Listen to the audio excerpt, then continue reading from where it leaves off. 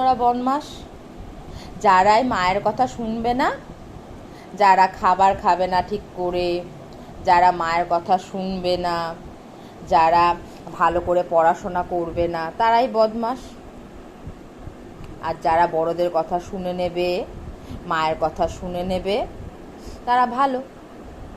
তুমি, মিঠি দিদি, গুণ দিদি, সবাই মায়ের কথা শুনে নেয়, সবাই মায়ের কাছে খেয়ে নেয়, মায়ের কাছে। তো পেখম বুনু, মিঠি দিদি বলবে ও কাম্মা, ও কাম্মা, পেখম কালকে মিঠি দিদি বলছে আর গুণ দিদি বলছে নাও, গুণ দিদি আর মিঠি দিদি বলছে এটা নাও, মুখে নাও, ওটা মুখে নাও তাড়াতাড়ি। গুণ দিদি আর মিঠি দিদি বলছে ও কাম্মা, কাম্মা পেখম বুনুকে আমাদের সঙ্গে পাঠাবে।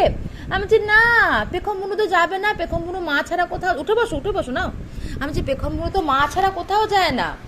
বলছে আমি বলছি হ্যাঁ, বলছে তাই? আমি বলছি হ্যাঁ, পেখম বুনু মা গেলে তারপরে পেখম বুনু যায়। বলছে ও তাহলে পেখম বুনু আমাদের সঙ্গে যাবে না? আমি বলছি না, পেখম বুনু যাবে যখন পেখম বুনুর মা বাবাই সবাই সঙ্গে থাকবে, তখন পেখম বুনু। আমি বলেছি মিঠি দিদিকে আর গুণ দিদিকে। গুণ দিদি আর মিঠি দিদি কালকে খুব মন খারাপ হচ্ছিল, বলছিল যে পেখম বুনু যদি আমাদের সঙ্গে যেত তাহলে খুব ভালো হতো। তখন আমি বলেছি হ্যাঁ তোমাদের সঙ্গে যাবে, তোমরাও তো এখন ছোট্ট পোট্ট আছো, পেখম বুনু একটু বড় হয়ে যাক, তারপরে তোমাদের সঙ্গে যাবে। হ্যাঁ তুমি বড় হয়ে গেছো তো, তুমি চিবি চিবি করে খেয়ে নাও।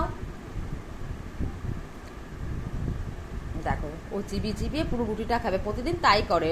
আগে যেরকম হাতে আমি একটুখানি পেস্ট করে খাওয়াতাম, তো এখন আর পেস্ট করে মানে রুটিটাকে একটু জলে ভিজিয়ে রেখে, মানে দুধের মধ্যে ভিজিয়ে রাখতাম, ভিজিয়ে রেখে সেটাকে কলা দিয়ে চটকে আর এক্সট্রা একটু দুধ দিয়ে ভালো করে ওকে আমি খাওয়াতাম। কিন্তু এখন আর সেটাকে আমাকে চটকাতে হয় না, গোটা গোটা রুটি ছিঁড়ে ছিঁড়ে দিয়ে আমি ওকে সেটা করে ও খায়।